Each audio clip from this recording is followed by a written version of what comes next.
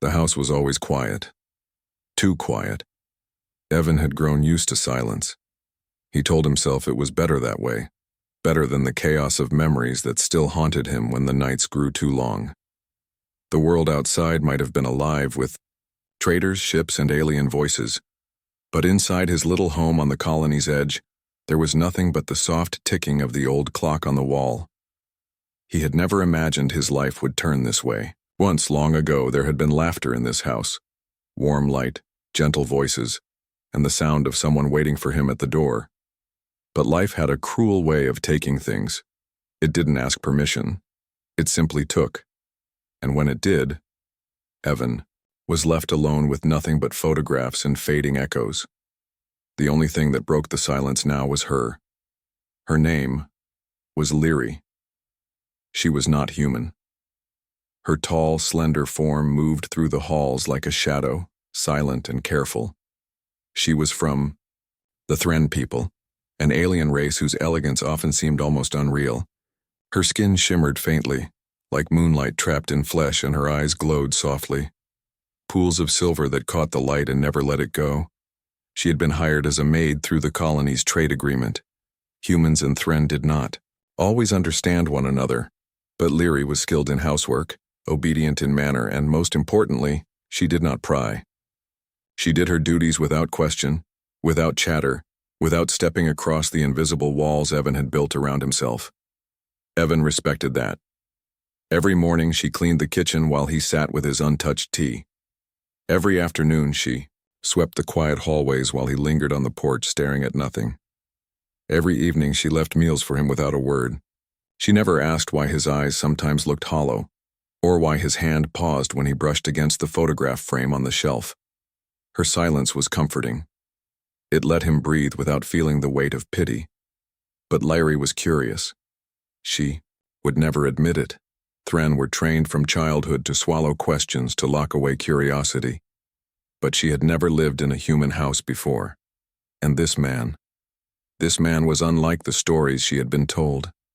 The elders of her people often spoke of humans as loud, reckless beings, always filling the air with words and laughter. They were said to be fiery creatures who fought fiercely, celebrated fiercely, and loved fiercely. Yet the human she served was not fiery. He was quiet. He carried something heavy inside, and he never let it escape.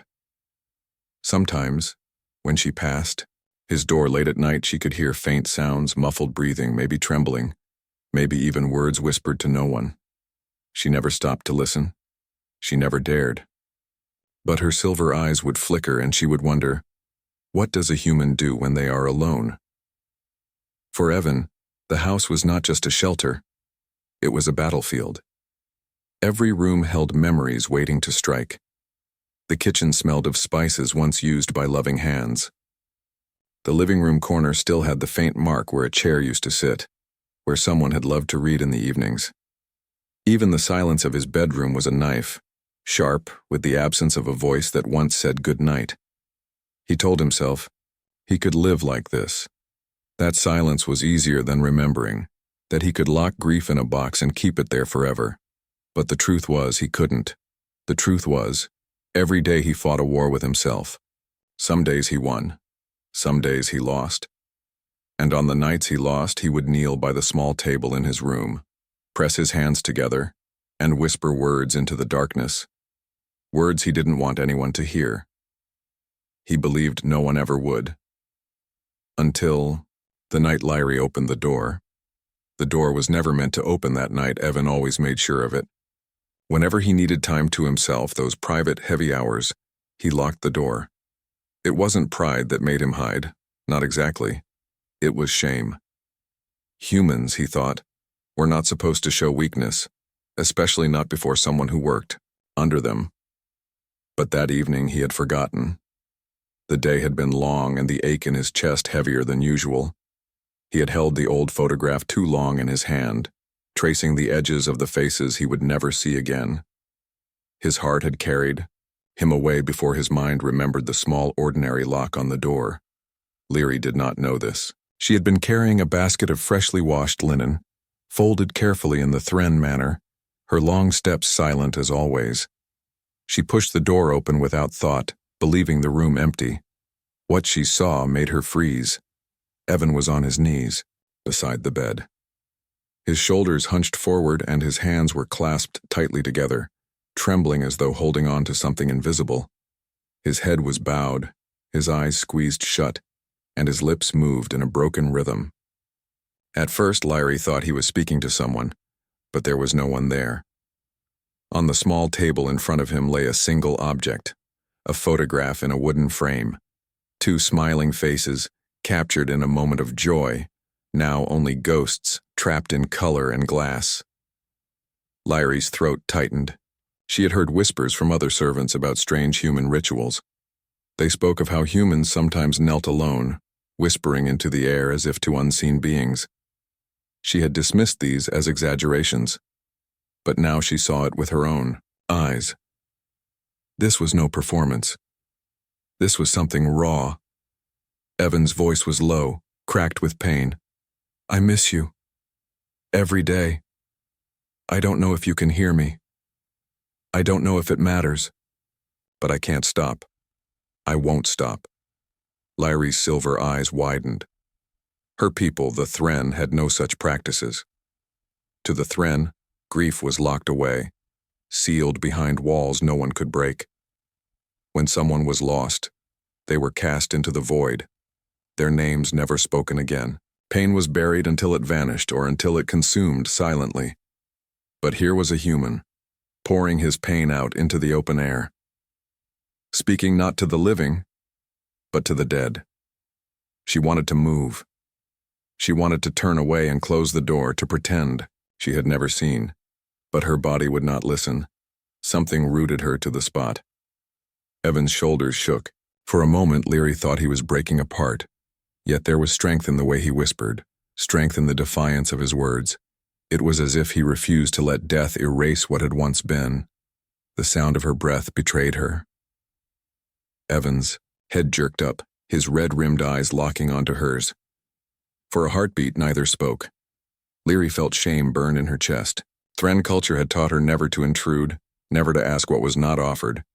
Yet here she was, standing in a doorway she had no right to open. You. Evan's voice cracked. He swallowed hard, wiping his face quickly with the back of his hand, trying to erase what she had seen. You weren't supposed to be here. I am sorry, Lyrie whispered, her voice trembling, softer than it had ever been. I did not know. The door, it was not locked. Evan turned away, his jaw tight as if he wanted the earth itself to swallow him. No one was meant to see this. Lyrie clutched the basket against her chest. Yet even as she wanted to retreat, her tongue betrayed her with a question she never thought she would ask. What is it you do, human? Her own words startled her. Her people did not ask. They did not seek. But something about the scene demanded it. Something about his pain felt larger than silence.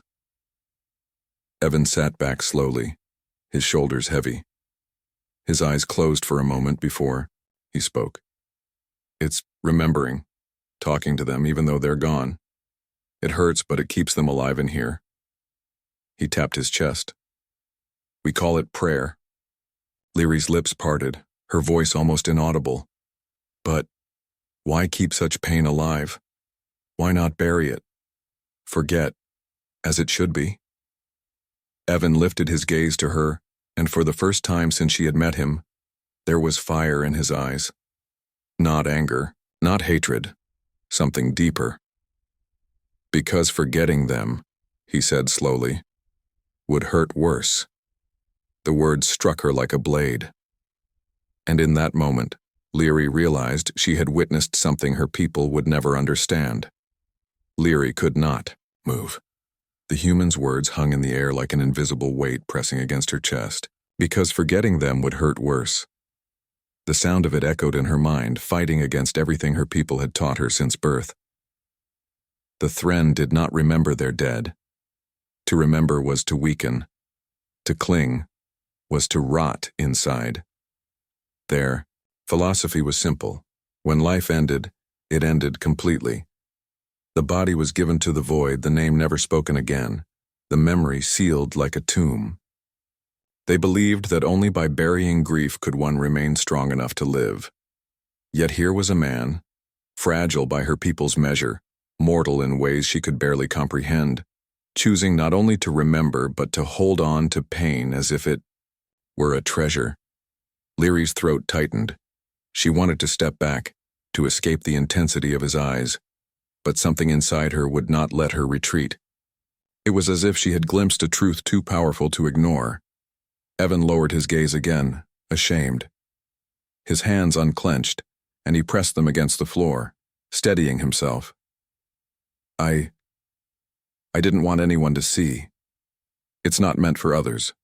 It's just my way of keeping them close. Leary's voice broke through the silence, barely more than a whisper. You speak to the dead?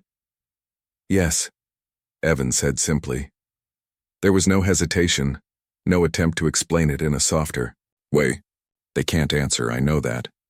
But it helps, the words help me breathe. Larry's silver eyes flickered. In her world, such an admission would have been met with ridicule or even punishment. To cling to shadows was seen as weakness, an insult to the living.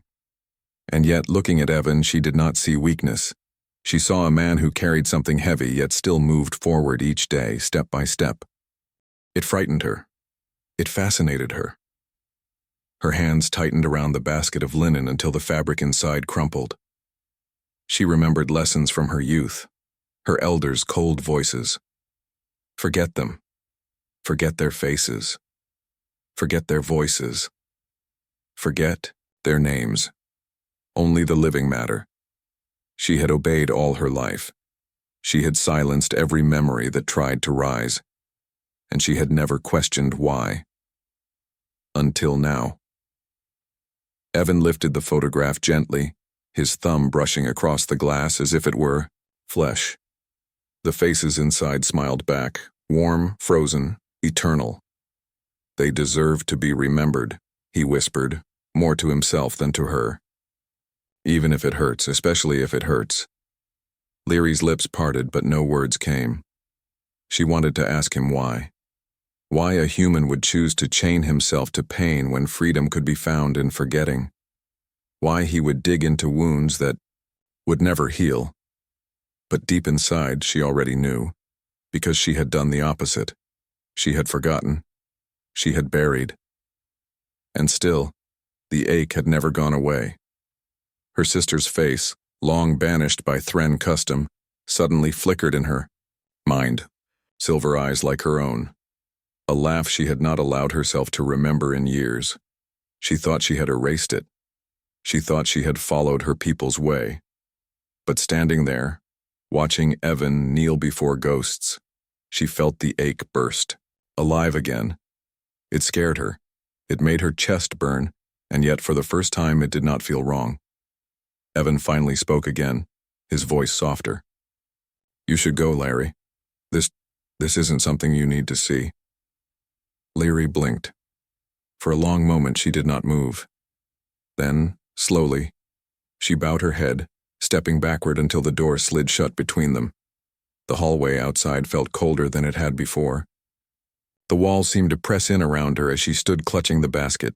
Her people would say she had witnessed weakness. They would say the human was broken, trapped in his own sorrow. But her heart whispered something different. She had not seen weakness. She had seen strength of a kind she could not understand. Strength not in burying grief, but in carrying it. Strength not in silence, but in remembering. Leary's silver eyes dimmed as she walked down the hall, the echo of Evan's words burning in her mind. Forgetting them would hurt worse. That night, when she lay on her narrow bed, she closed her eyes, and for the first time in years she whispered her sister's name. It felt like opening a wound. It felt like breathing. The next day the house felt heavier. Evan tried to carry on as if nothing had happened. He rose early, drank his tea, and sat at the small table without looking at the photograph. But his chest ached with the knowledge that someone had seen him. Someone not human, someone who could never understand. He avoided Leary's eyes when she passed. She worked silently as always, her steps measured, her hands graceful, Yet something was different. She did not move with her usual stillness. She seemed slower, distracted, as if her mind was caught somewhere else.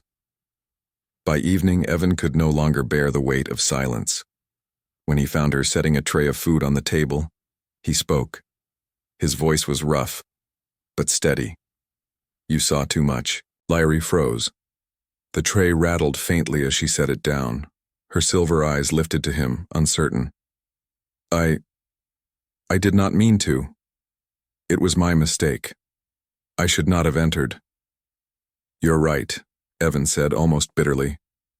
"You shouldn't. What you saw, it wasn't for anyone else." For a moment the air between them tightened. Evan turned away, thinking the matter would end there, but then Lyrie's voice broke through. Quiet, trembling, but insistent. "Why?" Evan frowned, glancing back at her. "Why what? Why do you do it?" Lyrie's hands pressed against the edge of the table, gripping it as though afraid her courage would slip away. "Why keep calling to the ones who cannot answer? Why hold on to pain when you could let it go? In my world, we bury the past, we bury names, we bury memories. We are taught to forget, because remembering makes us weak. So why, human, do you choose to remember?" Her words carried no accusation. They were not sharp, they were desperate. Evan looked at her long and hard. The fire in his eyes from the night before flickered again. "Because they mattered," he said slowly. "Because the people I lost were more than just moments in time. If I forget them, then it's like they never lived. And I can't allow that. I won't." Lyrie shook her head, confusion swirling in her silver gaze.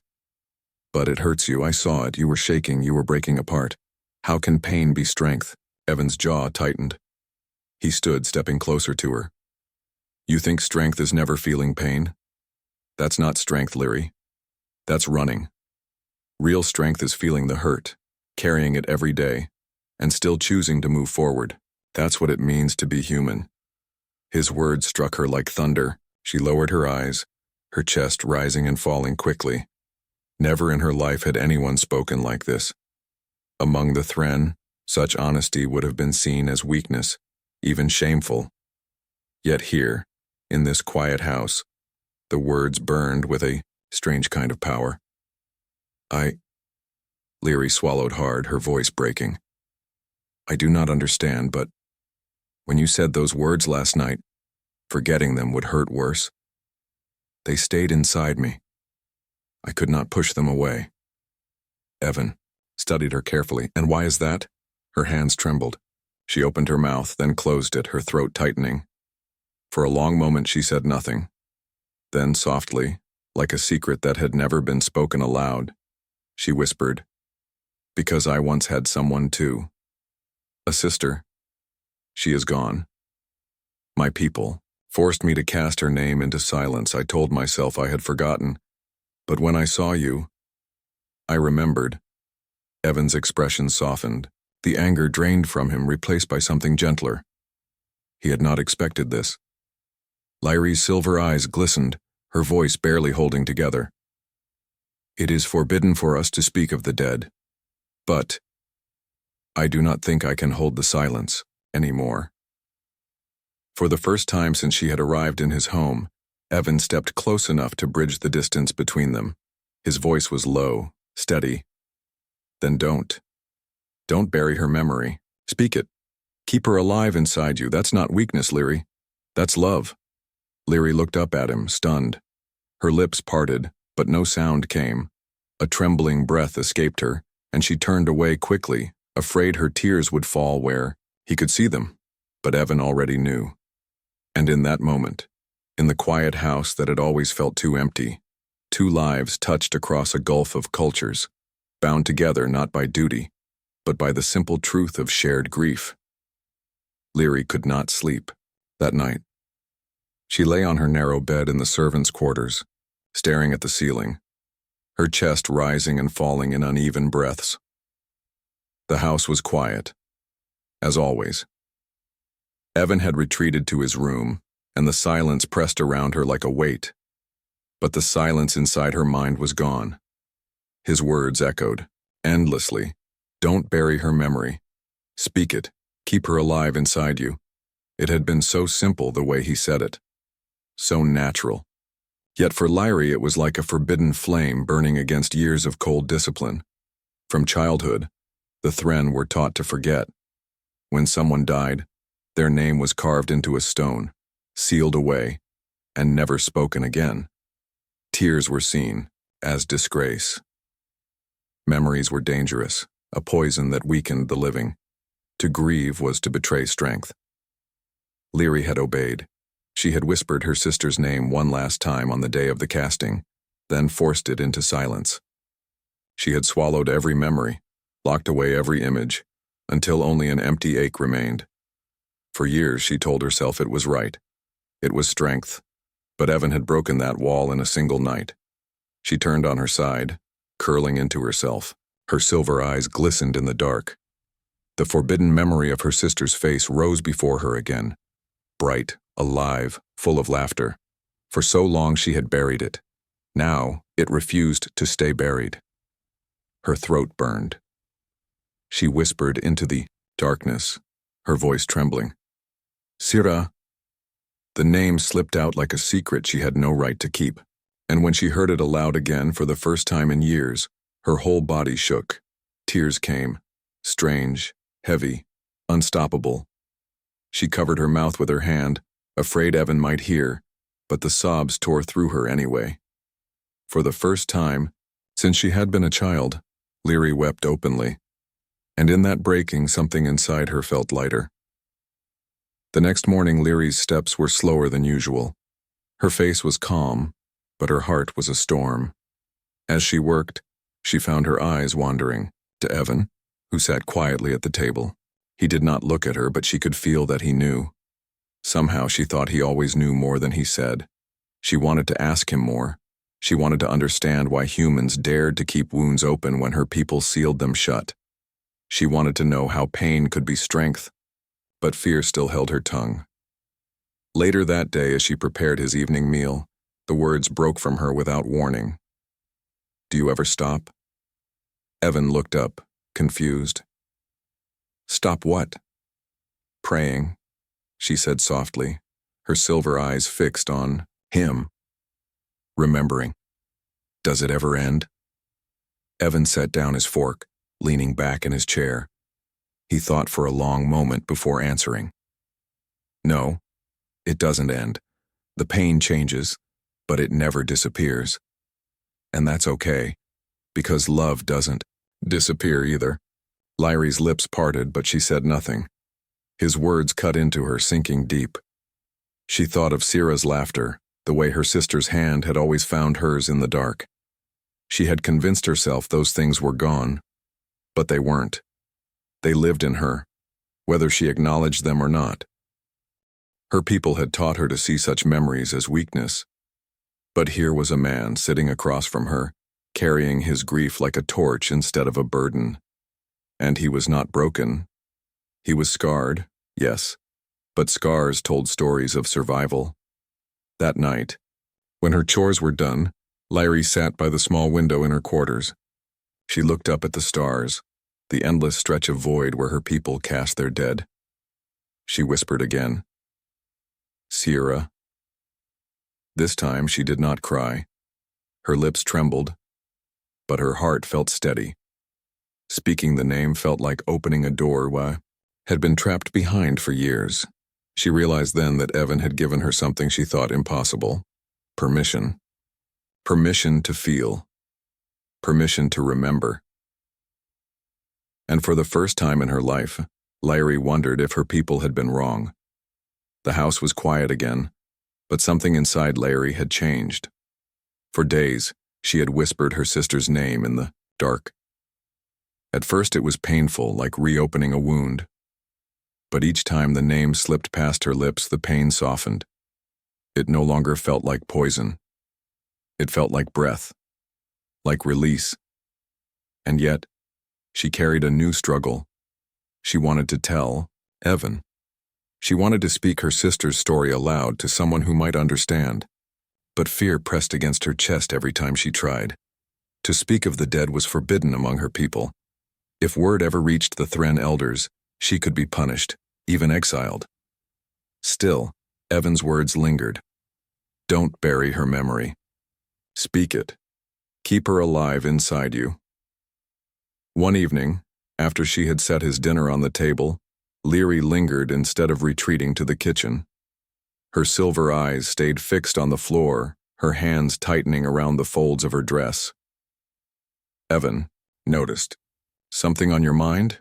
He asked gently. Leary hesitated. Her throat felt dry, her heart racing, but then slowly she nodded. I want to tell you a story. Evan leaned back in his chair, studying her carefully. I'll listen.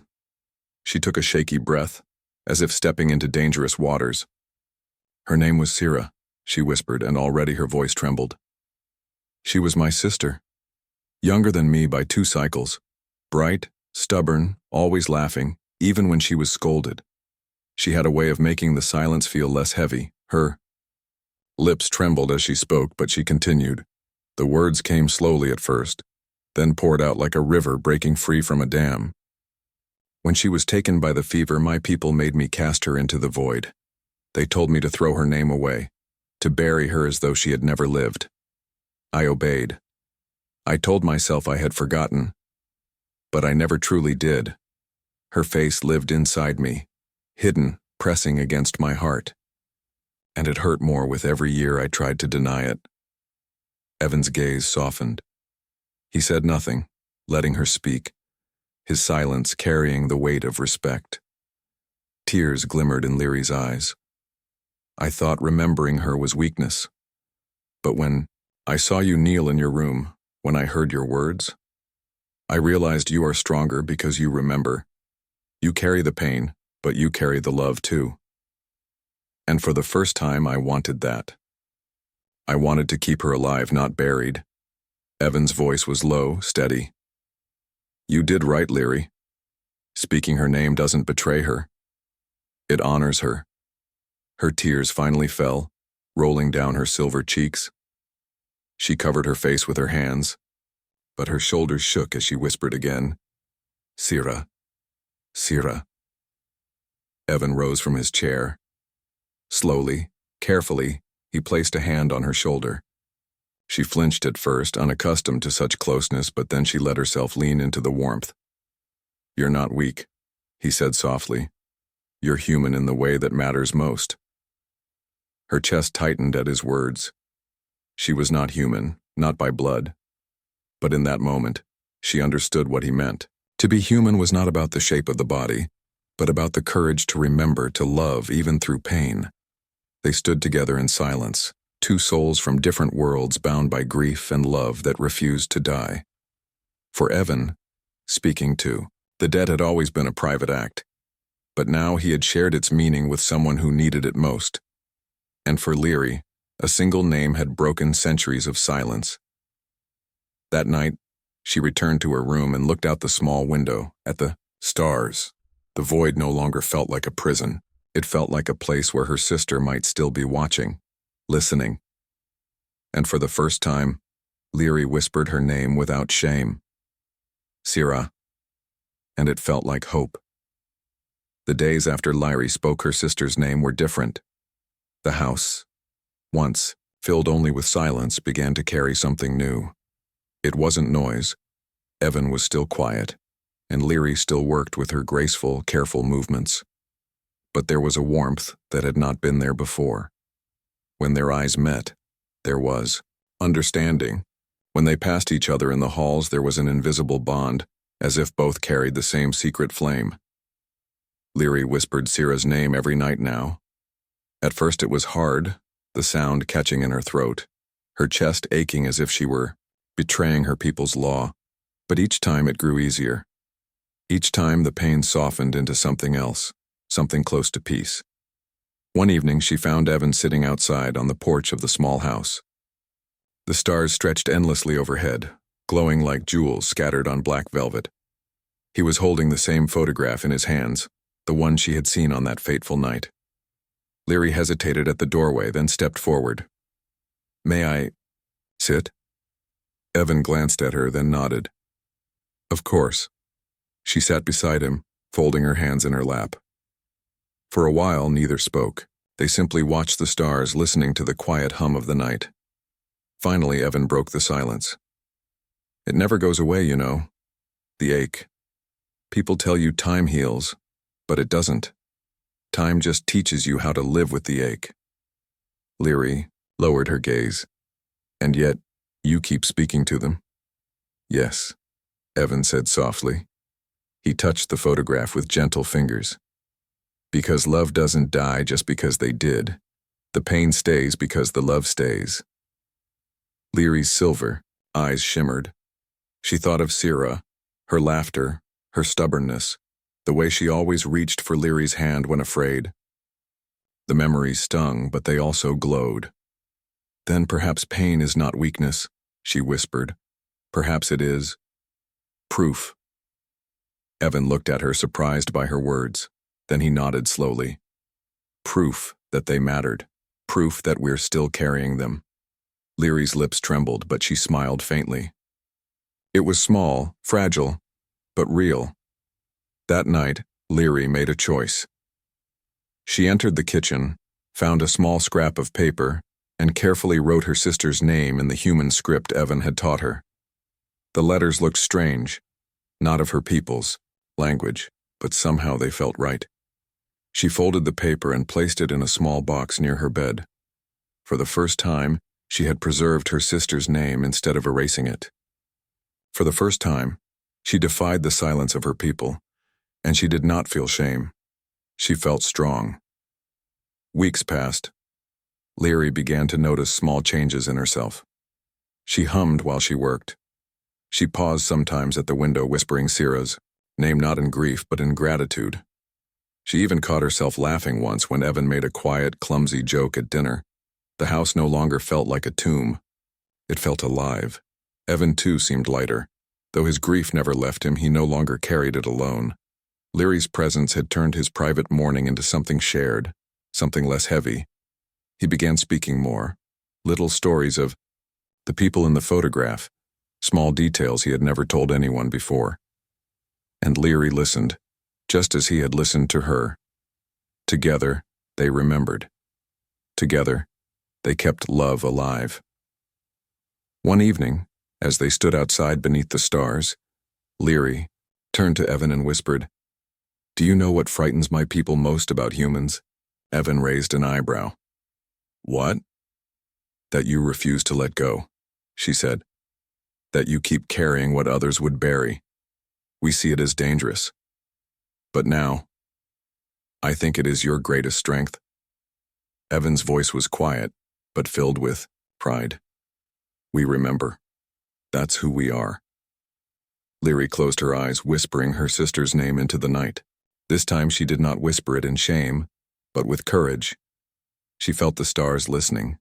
She felt the universe listening, and she understood. Humans were not strong because they were fearless. They were strong because they carried their fears, their grief, their pain, and still chose to love anyway. In that moment, Leary made a silent vow. She would never again let her sister's name vanish. She would remember. She would carry it, just as Evan carried his. The galaxy feared humans for many reasons, but now she knew the truth. They were not unstoppable because they were unbroken. They were unstoppable because they broke and kept walking anyway.